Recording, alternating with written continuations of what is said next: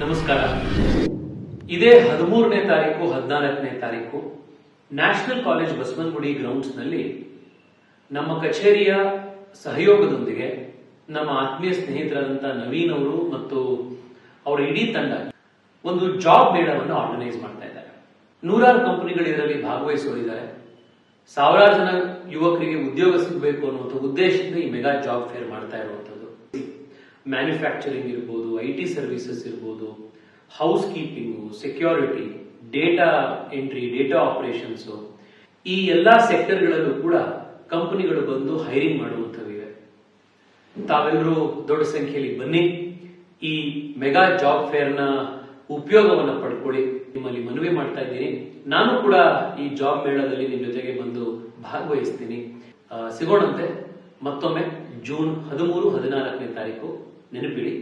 ನಮಸ್ಕಾರ.